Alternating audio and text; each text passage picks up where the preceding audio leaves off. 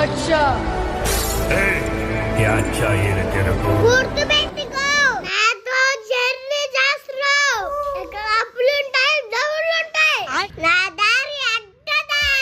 అడ్డదారైనా speed మాత్రం తగ్గలే జాగ్రత్తగా ఉండు ఎవరా చెప్పినవా నా గురించి నీ భార్యకే